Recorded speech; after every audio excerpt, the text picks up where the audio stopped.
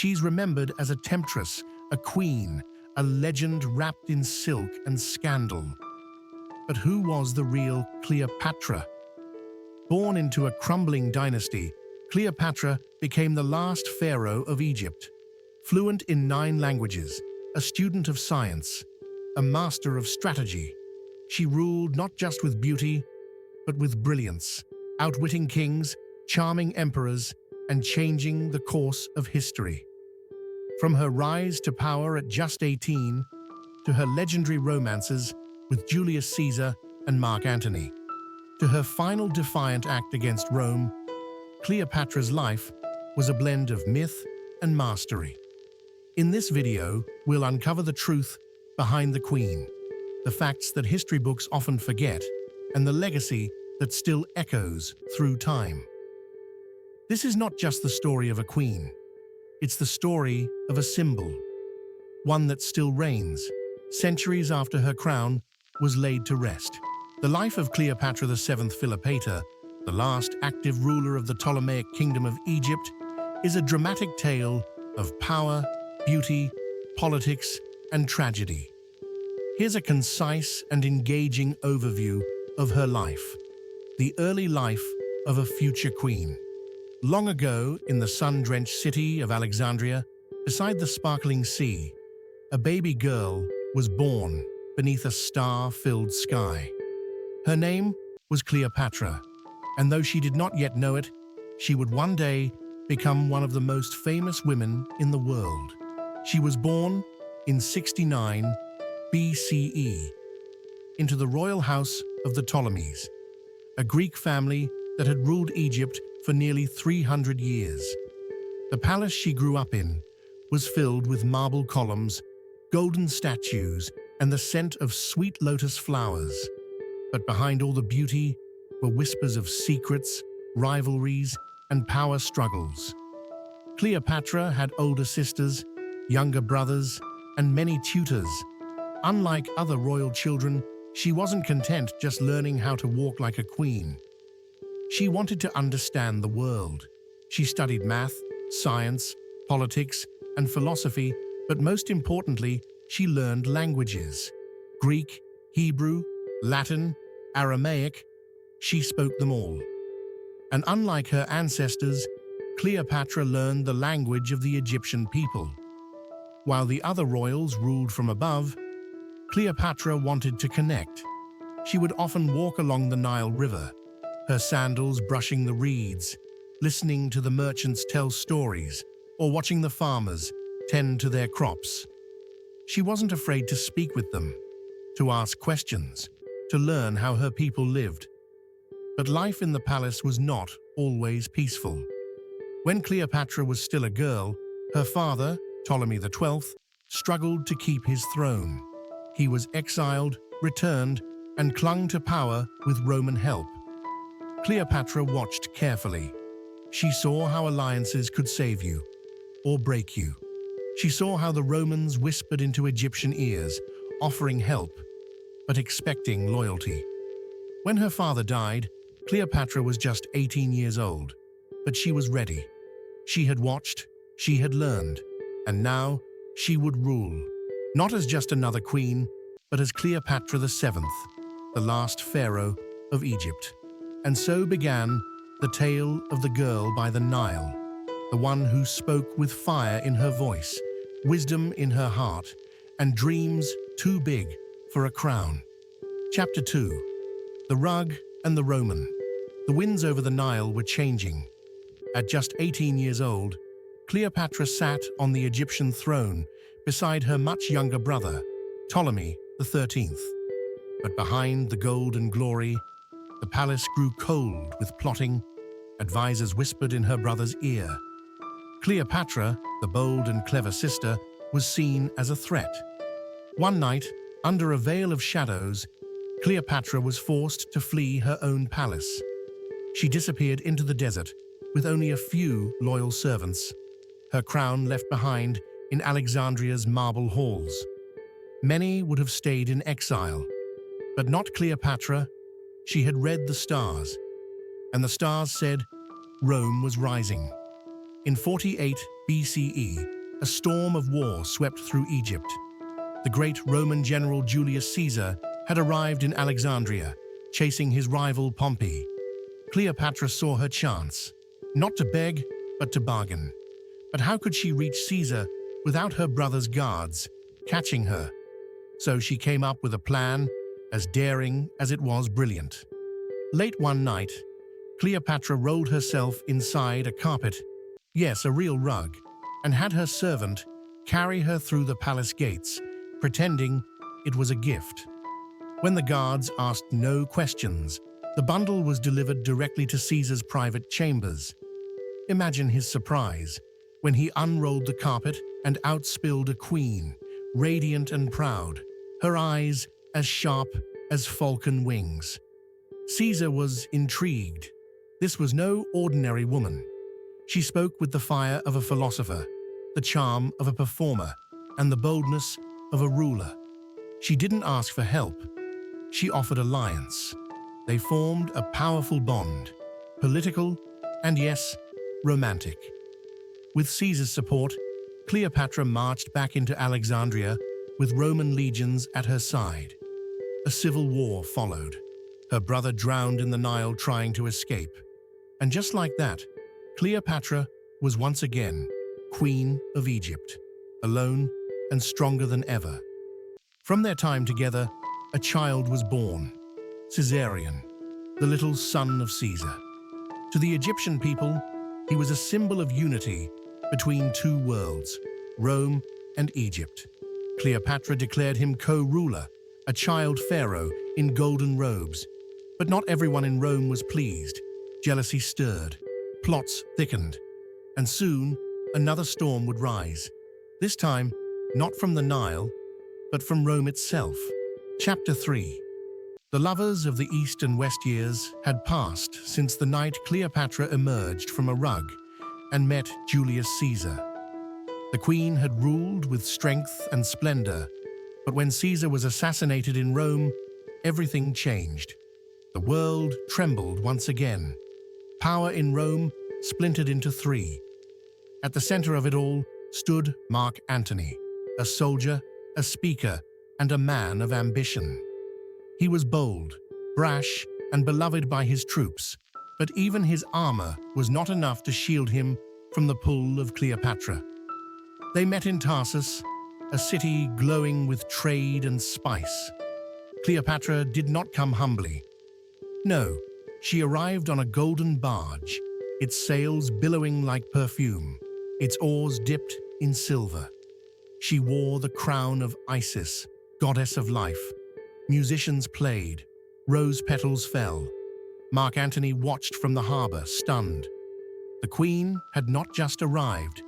She had conquered the room without lifting a sword. And then she spoke. They dined, they danced, they laughed. Their bond was not just passion, it was strategy. Antony needed Egypt's wealth. Cleopatra needed Rome's protection. Together, they became more than rulers. They became gods in their own story. They returned to Alexandria, where the days were long and the nights were longer. They played games, hosted feasts, and even created their own club called the Inimitable Livers, a society of joy, wine, and wit. But beneath the silk and celebration, politics stirred. Rome was watching. When Cleopatra gave birth to Antony's children, twins and later a son, it was more than love. It was a threat. Cleopatra began calling her children kings of kings. She and Antony held ceremonies declaring their children rulers of distant lands. To Rome, this was betrayal. To Octavian, Caesar's adopted son and rising power in the West, it was war. He claimed Antony had been bewitched, that he had fallen under the spell of a foreign queen, that Cleopatra, with her strange gods and golden temples, would turn Rome into Egypt. And so, Rome declared war, not just on Antony, but on Cleopatra herself. The world held its breath. From love came war, from beauty came fear. And in the distance, the drums of fate began to beat. The Queen of Egypt and the Roman general would now face their final test, together. Chapter 4: The Fall of a Pharaoh. The sky over Egypt darkened with Roman sails. It was 31 BCE, and the war that had begun in whispered courtrooms now raged across the seas. Octavian, heir to Julius Caesar and rising master of Rome, was coming, not just for Egypt, but to end the world Cleopatra and Antony had built. They met on the blue waters of Actium, off the coast of Greece. Cleopatra brought her own fleet, shining ships with tall masts and golden prows, fighting beside Antony's Roman forces. The battle was fierce, but betrayal, hunger, and bad winds turned the tide. One by one, Antony's allies deserted him. In the chaos, Cleopatra sailed away, and Antony, torn between war and love, followed her. The Battle of Actium was lost. Together, they fled back to Alexandria. The golden city that once celebrated them now trembled in silence. Outside its walls, Octavian's armies gathered. Inside, Cleopatra prepared for the end, not with fear, but with ceremony. She built a mausoleum, a great tomb of white stone, not just to be buried in, but to die on her own terms. Mark Antony, crushed by defeat and rumors that Cleopatra had already ended her life, fell on his own sword. Wounded and bleeding, he was carried to the mausoleum, where Cleopatra waited, weeping, arms open, whispering his name. They held each other one last time. And then Antony was gone. Cleopatra, Queen of the Nile, dressed in her royal robes, she adorned herself in jewels. Her crown still sat proudly on her head. But the world she ruled was fading. Octavian entered Alexandria. He planned to parade her through Rome in chains, like a trophy. Cleopatra refused.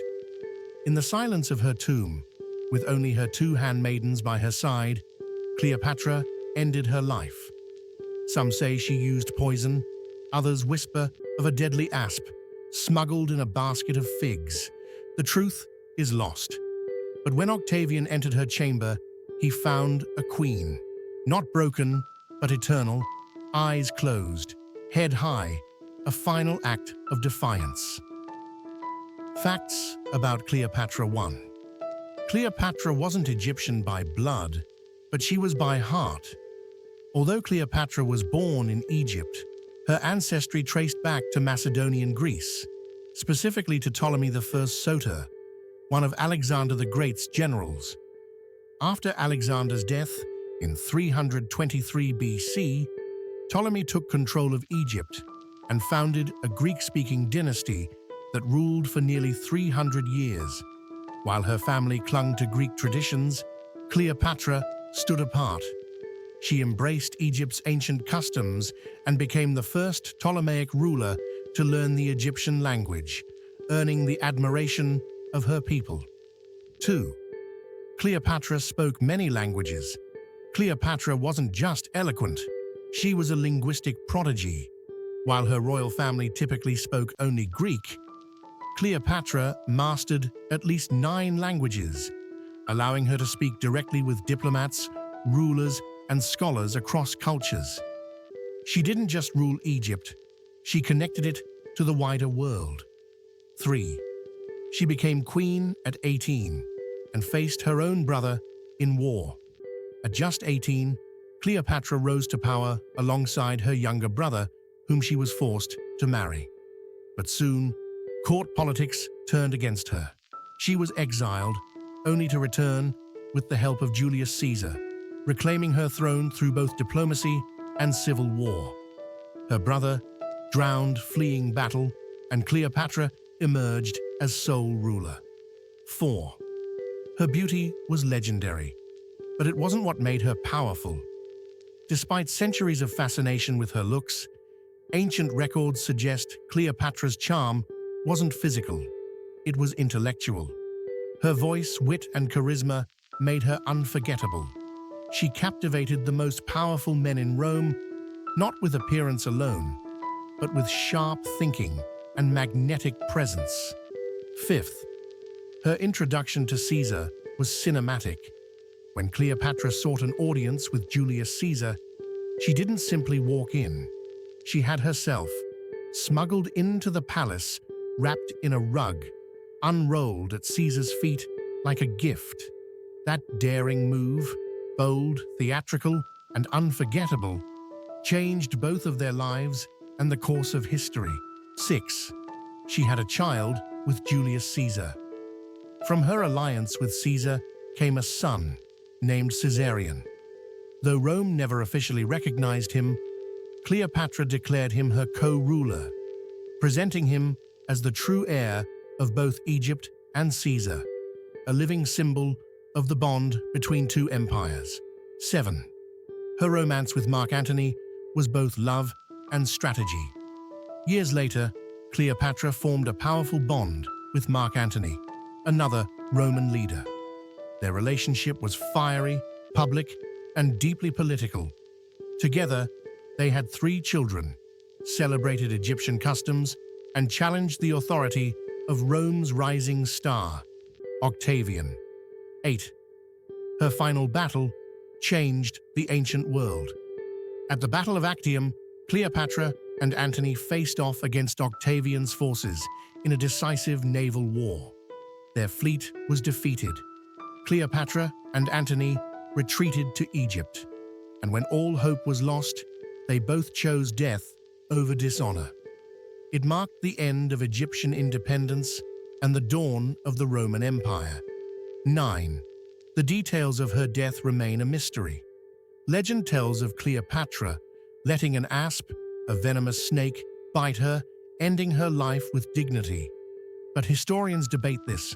Was it poison, hidden in a pin? A fig laced with toxins? Whatever the truth, her death was intentional, poetic, and powerful, a final act of defiance. 10th, her tomb is still lost. Though many have searched, Cleopatra's final resting place has never been found. Some believe she lies near Alexandria, buried beside Mark Antony in a secret tomb. Until it's discovered, her story remains part history, part myth, and entirely unforgettable. Legacy. With Cleopatra's death, over 3,000 years of Egyptian pharaohs came to an end. Rome claimed Egypt, and the ancient kingdom became a province of an empire. But Cleopatra lived on, in poetry, in marble, in dreams. She was the queen who dared to rule, the lover who challenged Rome, and the woman who chose how her story would end. And as the Nile flowed silently under the moonlight, so did the legend of Cleopatra, the last pharaoh. Why the world still whispers her name. Long after the sand covered the palaces of Egypt, long after the marble halls of Rome turned to ruin, and long after the great river Nile forgot the sound of her footsteps, the name Cleopatra still drifted on the wind. But why? Why does the world still whisper her name when so many queens and kings have been forgotten? It is because Cleopatra was not just a ruler. She was a story, one the world never stopped telling. They say she spoke like a scholar, her voice calm and certain. She could charm philosophers and generals alike, not with sweet words, but with wisdom. She studied stars, healed the sick, and spoke the language of the people, something no other Ptolemaic ruler had done before her. She was not born to be loved. She was born to lead, and yet she loved boldly. She did not fear great men. She walked beside them. Julius Caesar, the conqueror of Gaul, Mark Antony, the Lion of Rome.